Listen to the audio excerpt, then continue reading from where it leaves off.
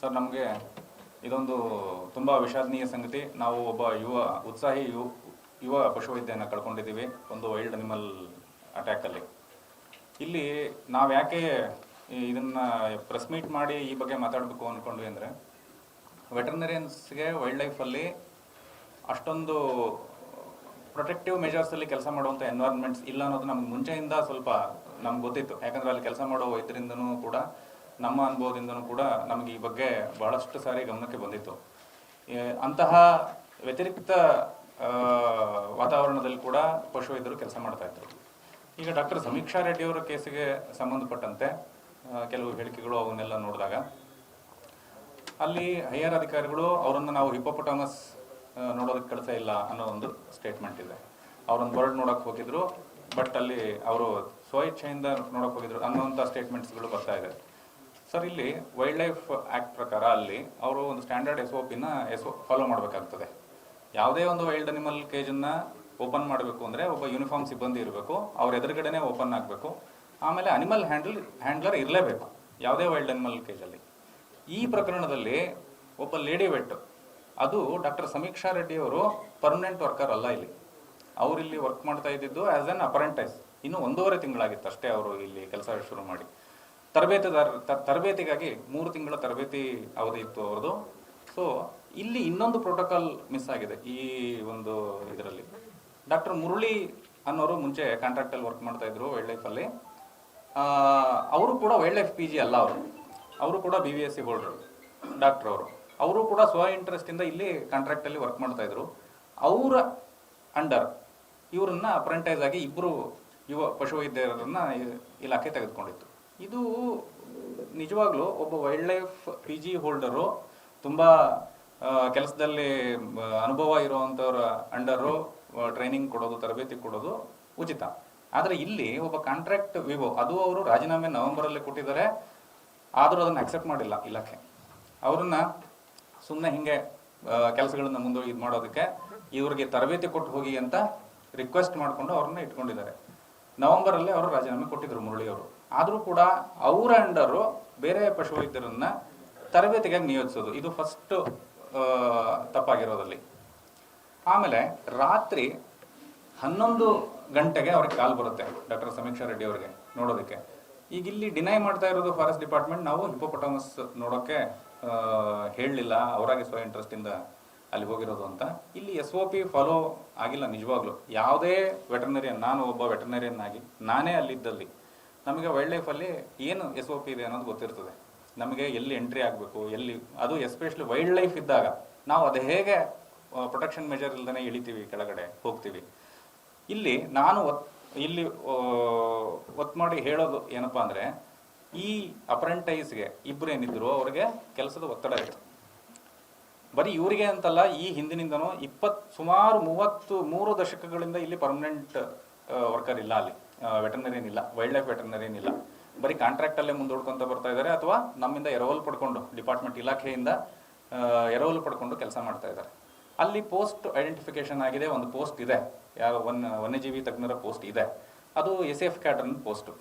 So ಅದನ್ನು recruit ಮಾಡ್ಕೊಳ್ಳಾರ್ದೆ ಬರೀ ಕಾಂಟ್ರಾಕ್ಟಲ್ಲಿ ಅಥವಾ ಎರವಲು ಪಶುವೈದ್ಯರ ಸಹಾಯದಿಂದ ನಡೀತಾ ಬರ್ತಾ ಇದೆ.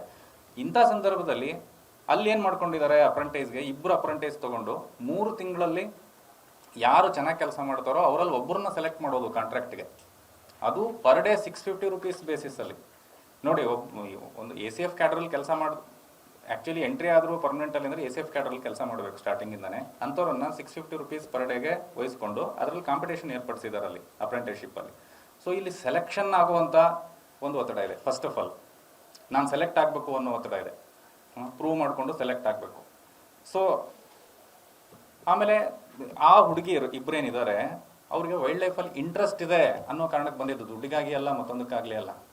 ಆದರೂ ಬಂದು ಇದ್ರು. ಬಟ್ ಅವರಿಗೆ ಯಾರ್ಯಾರು ಅಪ್ರೆಂಟೈಸ್ ಇದ್ದಾಗ ವೈಲ್ಡ್ ಲೈಫಲ್ಲಿ ತರಬೇತಿ ನೀಡಬೇಕಾಗದಾಗ ಪ್ರಾಪರ್ ಪ್ರೊಟೆಕ್ಷನ್ ನೀಡಲೇಬೇಕು. ಆಮೇಲೆ ನಿಮಗೆಲ್ಲರಿಗೂ ಪತ್ರಿಕಾ ಮಿತ್ರರಿಗೆ ಗೊತ್ತಿದೆ, ಕೆಲವೊಂದು ಇಶ್ಯೂಸ್ ಆದಾಗ ಯಾವುದೇ ಇಲಾಖೆಯಲ್ಲಿ ಮಹಿಳಾ ಸಿಬ್ಬಂದಿಗಳನ್ನು 6 ಗಂಟೆ ಮೇಲೆ ಯಾವುದೇ ಪ್ರೊಟೆಕ್ಷನ್ ಇಲ್ಲದೆ ಯಾವುದೇ ಕೆಲಸ ವಹಿಸಬಾರ್ದು ಅನ್ನೋ ಒಂದು ಸರ್ಕಾರದ ಆರ್ಡರ್ ಇದೆ. ಇವರು 11 ಗಂಟೆಗೆ ಒಬ್ಬ ಅಪ್ರೆಂಟೈಸ್ನ ಕಳಿಸ್ತಾರೆ, ದಟ್ಟು ವೈಲ್ಡ್ ಲೈಫ್ ಎನ್ಕ್ಲೋಜರ್ ಒಳಗಡೆ. ಅವರು ಒಪ್ಕೋತಾರೋ ಇಲ್ವೋ ನಾನು ಕಳಿಸಿದ್ದೀನೋ ಇಲ್ಲೋ ಅಂತ. ಬಟ್ ಅಲ್ಲಿ SOP ಅಂತೂ ಮೀರಿದೆಯಾ? ಅನಿಮಲ್ ಹ್ಯಾಂಡ್ಲರ್ ಇಲ್ಲ ಅಲ್ಲಿ. ಅಲ್ಲಿ ವ್ಯವಸ್ಥೆಯ ಲೋಪ ಎತ್ತು ಕಾಣ್ತಾ ಇದೆ ಇಲ್ಲಿ, ನಿಜವಾಗ್ಲೂ ವ್ಯವಸ್ಥೆಯ ಲೋಪ. ಯಾಕಂದರೆ ಡಿಪಾರ್ಟ್ಮೆಂಟ್ ಜೀಪ್ ಬರುತ್ತೆ, ಕರ್ಕೊಂಡು ಹೋಗುತ್ತೆ. ಅರಣ್ಯ ಇಲಾಖೆಯಲ್ಲಿ ಮೇಲಧಿಕಾರಿಗಳ ಅನುಮತಿ ಇಲ್ಲದೇ ಯಾರೋ ಒಬ್ಬ ಡ್ರೈವರು ಸ್ವಂತ ತಾನಾಗಿಯೇ ಜೀಪ್ ತಗೊಂಡು ಯಾರನ್ನು ಕರ್ಕೊಂಡು ಒಳಗಡೆ ಹೋಗೋದಿಲ್ಲ, ಕೇಜಲ್ಲಿ ಇಳಿಯೋದಿಲ್ಲ. ಮೇಲಧಿಕಾರಿಗಳ ಸಮ್ಮತಿ ಅದು ಒಪ್ಪಿಗೆ ಮೇರೆಗೆ ಈ ಕೆಲಸಗಳು ಆಗಬೇಕಲ್ಲಿ. ಸೊ ಇಲ್ಲಿ ಅಲ್ಲಿಯ ವ್ಯವಸ್ಥೆಯ ಲೋಪದ ಬಗ್ಗೆ ನಮಗೆ ಅನುಮಾನ ಇದೆ. ಇದಾಗಿದೆಯೇ ಅಂತ ಅಲ್ಲ, ಈ ಬಗ್ಗೆ ಸೂಕ್ತ ತನಿಖೆ ಆಗಬೇಕು ಅನ್ನೋದು ನಾವು ನಿಮ್ಮ ಮೂಲಕ ಆ ತನಿಖೆ ಮಾಡೋರಿಗೂ ಹಾಗೂ ಸರ್ಕಾರಕ್ಕೂ ಒತ್ತಾಯ ಮಾಡೋದಕ್ಕೆ ಇಷ್ಟಪಡ್ತೀವಿ. ಇಲ್ಲಿ ಎಷ್ಟೋ ವನ್ಯಜೀವಿಗಳ ಚಿಕಿತ್ಸೆಯಲ್ಲಿ ಇರೋರಿಗೆ ಅಟ್ಯಾಕ್ ಆಗಿ ತುಂಬ ಅನುಭವಿಸಿದ್ದಾರೆ. ಆನೆಯಿಂದ ತುಳಿತಕ್ಕೊಳಗಾಗಿ ಸಾವಿಗೊಳಗಾದಂಥ ಪಶುವೈದ್ಯರು ಇದ್ದಾರೆ ನಮ್ಮ ತುಂಬ ಜನ. ಸೊ ಇಲ್ಲಿ ಈ ನಮ್ಮ ಸರ್ ಇನ್ಸ್ಟೆನ್ಸಸ್ ಅಲ್ಲಿ ನೋಡಿದರೆ ಕುಮ್ಕಿ ಆನೆ ಇರಲಿಲ್ಲ ಅವರ ಇದರಲ್ಲಿ, ಕುಮ್ಕಿ ಆನೆ ಕಳಿಸಿರಲಿಲ್ಲ. ಯಾವುದೇ ವೈಲ್ಡ್ ಎಲಿಫೆಂಟ್ನ ಕಂಟ್ರೋಲ್ ಮಾಡಬೇಕಾದ್ರೆ ಕುಮ್ಕಿ ಈಸ್ ವೆರಿ ಇಂಪಾರ್ಟೆಂಟ್. ಕುಮ್ಕಿ ಇಲ್ದೇ ನಾವು ಹೋಗಬಾರ್ದು ಅಂತಿದೆ. ಬಟ್ ಅದಾಗಲೇ 2-3 ಜನರನ್ನು ಸಾಯಿಸಿತ್ತು ಆ ಇನ್ಸ್ಟೆನ್ಸಸ್ಸಲ್ಲಿ. ಸೊ ಒತ್ತಡ ಇತ್ತು, ಅದನ್ನು ಹಿಡಿಬೇಕು ಅನ್ನೋ ಒತ್ತಡ ಇತ್ತು. ಸೊ ಆ ಬಗ್ಗೆ ಅದೆಲ್ಲ ಮುಗಿದೋಗಿದೋಗ್ಬೇಕು, ಅದನ್ನು ನಾನು ಮುನ್ನೆಲೆಗೆ ತರ್ತಾ ಇಲ್ಲ. ಬಟ್ ನಮ್ಮ ವೆಟರ್ನರಿಯನ್ಸ್ ಅಲ್ಲಿ ಒತ್ತಡದ ಎನ್ವೈರ್ಮೆಂಟಲ್ಲಿ ಕೆಲಸ ಮಾಡ್ತಿದ್ದಾರೆ ಅನ್ನೋದಕ್ಕೆ ಒಂದು ನಿದರ್ಶನ ಕೊಡ್ತಾ ಇದ್ದೀನಿ ಅಷ್ಟೇ, ಒಂದು ಉದಾಹರಣೆ ಕೊಡ್ತಾ ಇದ್ದೀನಿ. ಆಮೇಲೆ ಇದೆಲ್ಲ ಯಾಕಾಗ್ತಾ ಇದೆಯಪ್ಪ ಅಂತಂದರೆ, ಅರಣ್ಯ ಇಲಾಖೆಯವರು ಅಲ್ಲಿ ಈಗಾಗಲೇ ಇದು ಮಾಡಿರುವಂಥ ಪೋಸ್ಟ್ಗಳಿಗೆ ನೇಮಕ ಮಾಡ್ಕೋಬೇಕು. ಅಲ್ಲಿ ಯಾರು ಬರ್ತಾರಪ್ಪ ಅಂದರೆ ವೈಲ್ಡ್ ಲೈಫ್ PG ಮಾಡಿರುವಂಥ ಪೋಸ್ಟ್ ಗ್ರಾಜುಯೇಷನ್ ಆಗಿರುವಂಥ ವೆಟರ್ನರಿಯನ್ಸ್ ಬರ್ತಾರೆ. ಅವರಿಗೆ PGಲೇ ತುಂಬ ಟ್ರೈನಿಂಗ್ ಆಗಿರುತ್ತೆ, ಜೊತೆಗೆ ಫೀಲ್ಡ್ ಎಕ್ಸ್ಪೀರಿಯನ್ಸ್ ಆಗಿರುತ್ತೆ. ಅದು ಬಿಟ್ಟು ನಾವು ಅಪ್ರೆಂಟೈಸ್ಗಳನ್ನು, ಅದು ಒಬ್ಬ ವೆಟರ್ನರಿಯನ್ BVSC ಮಾಡಿರೋ ವೆಟರ್ನರಿಯನ್ ಕೆಳಗಡೆ ನಮಗೆ ಸಿಕ್ಕಂಗೆ ಅಪ್ರೆಂಟಿಸ್ಶಿಪ್ನ ಕೊಡುವಂಥ ವ್ಯವಸ್ಥೆಗಳನ್ನು ಮಾಡಿಕೊಂಡಾಗ ಈ ಥರದ ಲೋಪದೋಷಗಳಿಂದ ಪ್ರಾಣಹರಣ ಆಗೋ ಚಾನ್ಸಸ್ ಇರ್ತದೆ. ಅದಕ್ಕೆ ಒಂದು ಉದಾಹರಣೆ, ತಾಜಾ ಉದಾಹರಣೆ ಮೊನ್ನೆಯ ಇನ್ಸ್ಟೆನ್ಸ್ ಅದು. ಸೊ ಇವೆಲ್ಲವೂ ಸರಿಯಾಗಬೇಕು ಅಂತ ನಾನು ನಿಮ್ಮ ಮೂಲಕ ಅರಣ್ಯ ಇಲಾಖೆಯ ಸಚಿವರ ಗಮನಕ್ಕೂ ತರಬಯಸ್ತೇನೆ. ಸರ್, ಇಲ್ಲಿ ವೆಟರ್ನರಿಯನ್ಸ್ ಅಪಾಯಿಂಟ್ಮೆಂಟು ಎಲ್ಲೆಲ್ಲಾಗಬೇಕು ಅಲ್ಲಾಗಬೇಕು. ಅವರು ಪರ್ಮನೆಂಟ್ ಎಂಪ್ಲಾಯೀಸೇ ಬರಬೇಕು. ಪ್ರಾಪರ್ ಪ್ರೊಟೆಕ್ಷನ್ ಇಲ್ಲದೇ, ಅದು ವುಮೆನ್ ಎಂಪ್ಲಾಯ್ ಇರಲಿ, ಯಾರೇ ಇರಲಿ, ಎಸ್ಪೆಷಲಿ ವೈಲ್ಡ್ ಲೈಫ್ ಆಗಿರಲಿ, ಎಲ್ಲೇ ಇರಲಿ, ಪ್ರಾಪರ್ ಪ್ರೊಟೆಕ್ಷನ್ SOP ಇಲ್ಲದೇ ಯಾವುದೇ ಕೆಲಸಗಳಿಗೆ ಅವಕಾಶ ಕೊಡಬಾರ್ದು. ಅದನ್ನು ಅಲ್ಲಿ ಅಧಿಕಾರಿಗಳು ಸ್ವಲ್ಪವೂ ಲೋಪವಿಲ್ಲದೆ ಮ್ಯಾನೇಜ್ ಮಾಡಬೇಕು. ಇದು ನಮ್ಮ ಒತ್ತಾಯ ಫಸ್ಟು. ಇಲ್ಲ ಅಂದರೆ ಇದು ಹಿಂಗೆ ನಡೀತಾ ಇರ್ತದೆ, ಕೊನೆಯವರೆಗೂ ಪಶುವೈದ್ಯರ ಮೇಲೆ ಈ ಥರ ದಾಳಿಗಳಾಗ್ತಾನೆ ಇರ್ತದೆ. ಇದು ಕೊನೆ ಆಗಲ್ಲ. ಅವಳು ಡಾಕ್ಟರ್ ಸಮೀಕ್ಷಾ ರೆಡ್ಡಿ ಒಬ್ಬಳೇ ಮಗಳು ಅವ್ರ ತಂದೆ ತಾಯಿಗೆ. ನಮಗೆಲ್ಲ ಗೊತ್ತಿರುವಂತೆ ತುಂಬ ಇಂಟ್ರೆಸ್ಟಿಂದ ಈ ಫೀಲ್ಡಿಗೆ ಬಂದು 1.5 ತಿಂಗಳಲ್ಲಿ ಅವರ ಡೆತ್ ಆಗಿದೆ. ಆ ತಂದೆ ತಾಯಿಗಳಿಗೆ ಭರಿಸಲಾರ್ದು ನಷ್ಟ, ನಮ್ಮ ಪ್ರೊಫೆಷನ್ಗೂ ಒಬ್ಬ ಉತ್ಸಾಹಿ ಪಶುವೈದ್ಯನ ಕಳ್ಕೊಂಡಿರುವಂಥ ನಷ್ಟ. ಸೊ ಈ ದುಃಖದಿಂದ ಹೊರಗೆ ಬರೋಕೆ ಈ ಲಾಸನ್ನು ಯಾರ ಕೈಲೂ ತುಂಬಿಕೊಡೋಕ್ಕಾಗೋದಿಲ್ಲ. ಆದರೆ ಇನ್ನೊಂದ್ಸರಿ ಈ ಥರ ಮರುಕಳಿಸ್ದಂಗಾದರೂ ನಾವು ಮಾಡ್ಕೋಬಹುದು.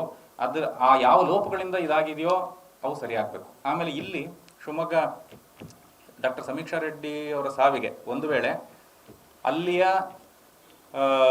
ಅಧಿಕಾರಿಗಳ ನಿರ್ಲಕ್ಷ್ಯ, ಉದಾಸೀನತೆ ಏನಾದರೂ ಕಾರಣ ಆಗಿದ್ದಲ್ಲಿ ಅವೆಲ್ಲ ಹೊರಗೆ ಬರಬೇಕು ತನಿಖೆಯಲ್ಲಿ. ಒಂದು ವೇಳೆ ಅದೇ ರೀತಿ ಆಗಿದ್ರೆ ಅವ್ರಿಗೆ ತಕ್ಕ ಶಿಕ್ಷೆ ಆಗಲೇಬೇಕು. ಯಾಕಂದರೆ ನಾವು ಮುರಳಿಯವ್ರ ಜೊತೆ ಮಾತಾಡಿದಾಗ, ಮತ್ತು ಕೆಲವೊಂದು ಸಮೀಕ್ಷಾ ಅವರ ಮತ್ತು ಇನ್ನೊಬ್ಬ ಪಶುವೈದ್ಯ ಬಗ್ಗೆ ಜೊತೆ ಮಾತಾಡಿದಾಗ, ಒಂದು ಲೀವ್ ಕೂಡ ಕೊಡೋದಂಗೆ ಕೆಲಸ ಮಾಡಿಸಿದ್ದಾರೆ ಅವರು.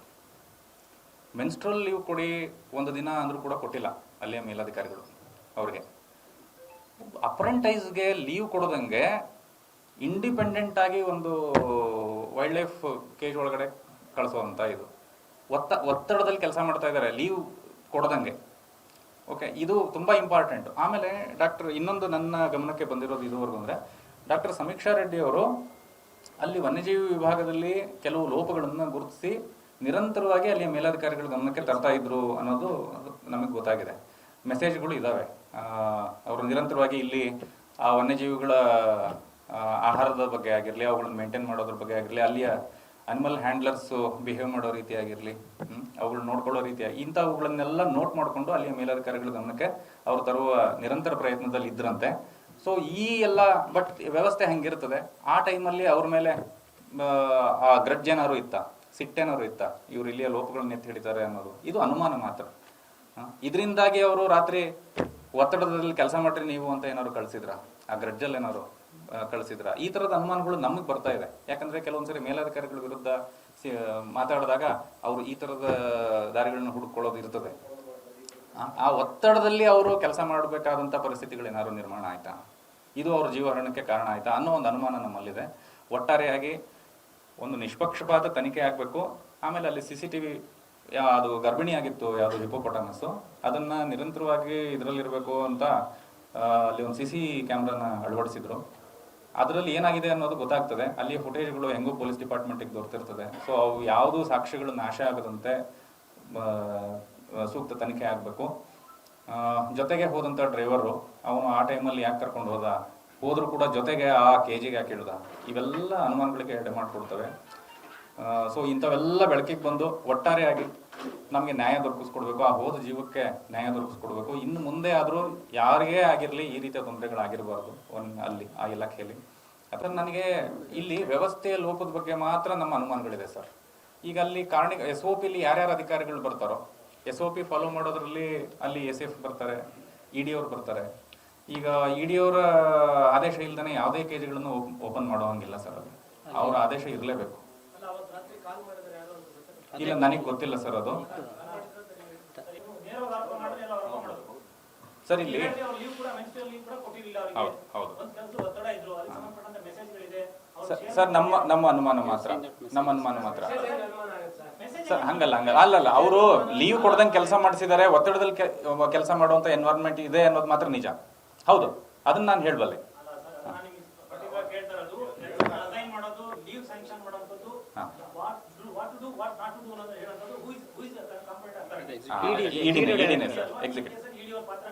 ಹೌದು ಇದೆ ಸರ್. ಹೌದು ಹೌದು ಹೌದು, ಲೋಪಗಳಾದಲ್ಲಿ ಅವ್ರ ಮೇಲೆ ಇರ್ಬೇಕು ಸರ್. ಅದು ED ಅವರು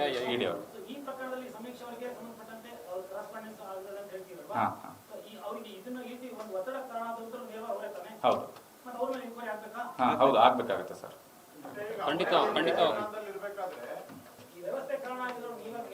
sir. By chance DCF ED ಯಾರು ಇನ್ವಾಲ್ವ್ ಆಗಿದ್ರೆ ಅವ್ರ ಮೇಲೆ ಅಲ್ಲ ಸರ್, ಅವ್ರು ಈಗ ಅಲ್ಲಿರೋದೇ ED ಅವರು ಮತ್ತೆ DCF, ED ಮತ್ತೆ DCF. ಸರ್, ಅವರು ರಿಕ್ವೆಸ್ಟ್ ಮೇಲೆ ಮುರಳಿ ಅವರೇ ಹೇಳಿಕೆ ಕೊಟ್ಟಿದ್ದಾರೆ ಈ ಬಗ್ಗೆ. ನಾನು ಅಲ್ಲಿ ಹಲವು ಮೇಲಧಿಕಾರಿಗಳ ಜೊತೆಗೆ ಮಾತಿನ ಇದರಿಂದನೋ ಅಥವಾ ಅವ್ರ ಜೊತೆ ಅಸಮಾಧಾನದಿಂದನೋ ಅಲ್ಲಿಂದ ರಾಜೀನಾಮೆ ಕೊಟ್ಟಿದ್ದೀನಿ ಅಂತ ಮುರಳಿ ಅವರು ಹೇಳಿದ್ರು. ಬಟ್ ಅವರು ನನಗೆ ಇವರು ಟ್ರೈನ್ ಮಾಡಿ ಹೋಗಿ ಡಾಕ್ಟ್ರೆ ಅಂತ ರಿಕ್ವೆಸ್ಟ್ ಮಾಡ್ಕೊಂಡಿರೋದ್ರಿಂದ ಅಲ್ಲಿದ್ದೀನಿ ಅಂತ ಹೇಳಿದ್ರು. ಸೊ ಆ ಕನ್ಸಲ್ಟೇಷನ್ ಆಧಾರದಲ್ಲಿ ಅವರಿಗೆ ಪೇಮೆಂಟ್ ಹೌದು ಮಾಡಿಲ್ಲ, ತಗೊಂಡಿಲ್ಲ. ಹೌದು ಇಲ್ಲ, ರಾಜೀನಾಮೆ ಅಕ್ಸೆಪ್ಟ್ ಮಾಡದೆ ಹಂಗೆ ಆ ಥರ ಅವ್ರಿಗೆ ಟ್ರೈನ್ ಹೋಗಿ ಅಂತ ಹೇಳ್ಕೊಂಡಿದ್ದಾರೆ. ಅದು ಅವರ ನಡುವಿನ ಇದು. ಹೌದು ರಾಜೀನಾಮೆ ಅಕ್ಸೆಪ್ಟ್ ಮಾಡಿಲ್ಲ, ಹಂಗಾಗಿ ಸ್ಯಾಲರಿ ಕೊಟ್ಟಿದ್ದಾರೆ. ಎರಡು ಕಡೆ ಇಲ್ಲ, ಅದಕ್ಕೆ ವರ್ಕಿಂಗ್ ಅರೇಂಜ್ಮೆಂಟ್ಸ್ ಏನಾದ್ರು ಮಾಡ್ಕೊಂಡಿರ್ಬೋದು ಅವರು. ನಾವು ಅದಕ್ಕೆ ಪರ್ಮಿಷನ್ ಕೊಟ್ಟಿಲ್ಲ ಅನ್ನೋ ಒಂದು ಹೇಳಿಕೆ ಇದೆ. ಇಲ್ಲಿ ತನಿಖೆಯಿಂದನೇ ಹೊರಗೆ ಬರ್ಬೇಕಿದು. ಪರ್ಮಿಷನ್ ಹೆಂಗ್ ಕೊಟ್ಟಿದ್ರು, ಓರಲ್ಲಿ ಕೊಟ್ಟಿದ್ರಾ, ಮೆಸೇಜಲ್ಲಿ ಕೊಟ್ಟಿದ್ರಾ, ಈ ರೆಕಾರ್ಡ್ಸ್ ತೆಗೆದು ನೋಡಿದ್ರೆ ಮಾತ್ರ ಗೊತ್ತಾಗುತ್ತೆ ಸರ್ ತನಿಖೆಯಲ್ಲಿ. ಅಲ್ಲಿ ಸೆಕ್ಯೂರಿಟಿ ಇರುತ್ತೆ ಸರ್, ಎಷ್ಟು ಟೈಮಿಗೆ ವೆಹಿಕಲ್ ಹೊರಗೆ ಹೋಯ್ತು, ಕರ್ತರು ಯಾರೇ ಇರಲಿ ಅವ್ರಿಗೆ ಶಿಕ್ಷೆ ಆಗ್ಲಿ ಅಂತ. ಸರ್ ಯಾರು ಈಗ ಸರ್ ಅದು ED ಅವರಾಗಿರ್ಲಿ DCF ಆಗಿರ್ಲಿ ಯಾರಾದ್ರೂ ಇರ್ಲಿ ಅವರಿಂದ ಸರ್ ಎಲ್ಲ ಯಾಕಂದ್ರೆ ತನಿಖೆ ನಡೀತಾ ಇದೆ. ನಾವು ಇವರಿಂದ ತಪ್ಪಾಗಿದೆ ಅಂತ ಅನ್ನೋದಕ್ಕೆ ನಾನು ಯಾರು ಝೂ ಅಥಾರಿಟಿ ಆಫ್ ಕರ್ನಾಟಕ ಮೃಗಾಲಯ ಪ್ರಾಧಿಕಾರದ ಗೈಡ್ಲೈನ್ಸ್ ಕೆಳಗೆ ಕೆಲಸ ಮಾಡುತ್ತೆ. ಈ ಒಂದು ಪ್ರತಿ ಮೃಗಾಲಯಕ್ಕೆ ಒಬ್ಬ ED ಅಂತ ಇರ್ತಾರೆ, ಎಕ್ಸಿಕ್ಯೂಟಿವ್ ಡೈರೆಕ್ಟರ್. ಅವರೇ ಅಲ್ಲಿನ ಹೆಡ್ ಇರ್ತಾರೆ. ಅಲ್ಲಿನ ಆಗು ಹೋಗುಗಳಿಗೆ ಮತ್ತೆ ಅಲ್ಲಿ ಏನೇ ಪ್ರೊಸೀಜರ್ಸ್ ಆದ್ರೂ ಅವರ ಅನುಮತಿ ಇಲ್ಲದೆ ಯಾವುದೇ ನಡೆಯಲ್ಲ ಸರ್. ಅವರು ಈಗ ನಿನ್ನೆ ನಿಮ್ಗೆಲ್ಲ ನಮ್ಗೆ ಗೊತ್ತಿರೋ ಹಾಗೆ ಮಾಧ್ಯಮದ ಮುಂದೆ ಮಾತಾಡೋತ್ತಿಗೆ ನಾನು ಹಿಪೋಪೊಟಮಸ್ ಚಿಕಿತ್ಸೆಗೆ ಹೇಳೇ ಇಲ್ಲ ಅಂತೇಳಿ ಅವರು ಅಡ್ಮಿಟ್ ಮಾಡಿದ್ದಾರೆ. ಆದರೆ ಅವರ ಒಂದು ಅನುಮತಿ ಇಲ್ಲದೆ ಯಾವುದೇ ಎನ್ಕ್ಲೋಜರ್ ಒಳಗಡೆ ಯಾವುದೇ ಒಬ್ಬ ವ್ಯಕ್ತಿ, ಪಶುವೈದ್ಯನೂ ಆಗಿರ್ಬೋದು ಅಥವಾ ಬೇರೆ ಯಾವುದೇ ವ್ಯಕ್ತಿ ಕೂಡ ಒಳಗಡೆ ಹೋಗೋದಕ್ಕೆ ಅವಕಾಶ ಇಲ್ಲ ಅನ್ನೋದು ಝೂ ಅಥಾರಿಟಿ ಗೈಡ್ಲೈನ್ ಅಲ್ಲಿ ಇದೆ. ಸೊ ಇಲ್ಲಿ ಎಲ್ಲಿ ಲೋಪ ಆಯಿತು, ಯಾವ ರೀತಿ ಅವರು ಆ ಒಂದು ಎನ್ಕ್ಲೋಜರ್ ಒಳಗಡೆ ನಮ್ಮ ಡಾಕ್ಟರ್ ಹೋಗೋದಕ್ಕೆ ಕಾರಣ ಏನು, ಅದನ್ನು ಹೇಳಿದ್ ಯಾರು ಅನ್ನೋದೇ ತನಿಖೆ ಆಗ್ಬೇಕಾಗಿದೆ ಸರ್. ಇಲ್ಲಿ ನಾವು ಯಾರನ್ನೂ ಇಲ್ಲಿ ಪಾಯಿಂಟ್ ಔಟ್ ಮಾಡ್ತಿಲ್ಲ. ವ್ಯವಸ್ಥೆನಲ್ಲಿ ಲೋಪದೋಷಗಳಾಗಿದೆ, ಆ ಲೋಪದೋಷಗಳಿಗೆ ಕಾರಣ ಯಾರು, ಆ ಲೋಪದೋಷಗಳಿಗೆ ಕಾರಣರಾದವ್ರನ್ನ ತಪ್ಪಿತಸ್ಥರಿರ್ತಾರೆ, ಅವರಿಗೆ ಶಿಕ್ಷೆ ಆಗ್ಬೇಕು. ಅದಕ್ಕೆ ಸರಿಯಾದ ಒಂದು ವಿಶೇಷ ತನಿಖಾ ತಂಡದಿಂದನೇ ತನಿಖೆ ಆಗ್ಬೇಕು ಅನ್ನೋದು ನಮ್ಮ ಸಂಘದ ಆಗ್ರಹ ಆಗಿದೆ. ಅನ್ನೋದು ಒಂದು ಪೆಟ್ ಬರ್ಡ್ ಆಗಿರೋದ್ರಿಂದ ಇದನ್ನ ಆ ಥರ ತಗೊಂಡೋಗಿ ನಮಗೆ ಚಿಕಿತ್ಸೆ ಮಾಡೋದಕ್ಕೆ ಅವಕಾಶ ಇದೆ. ಅದನ್ನ ED ಅವರು ಪರ್ಮಿಟ್ ಮಾಡಿ PGಲಿ ಇಟ್ಕೊಂಡು ಚಿಕಿತ್ಸೆ ಮಾಡೋದಕ್ಕೆ ಅಂಡರ್ ಪ್ರಾಪರ್ ಗೈಡ್ಲೈನ್ಸ್ ಅವರಿಗೆ ಕೊಡ್ಬೋದಿತ್ತು, ಅವಕಾಶ ಇತ್ತು ಕೊಡ್ಲಿಕ್ಕೆ. ಮತ್ತೆ ಇವ್ರು ಕೇಳಿದ್ದಾರೆ ಕೂಡ, ಮುರಳಿ ಅವರು ಅಡ್ವೈಸ್ ಕೂಡ ಮಾಡಿದ್ರು. ಲೀಗಲ್ ಇಂಡಿಯಾದಲ್ಲಿ ಅದನ್ನ ಮನೇಲೂ ಸಾಕ್ಬೋದು. ಸಂಪಾನಿರನ್ನ ಬರ್ಡ್ ಏನಿದೆ ಅದನ್ನ ಮನೇಲಿ ಸಾಕೋದು ಕೂಡ ಅವಕಾಶ ಇದೆ.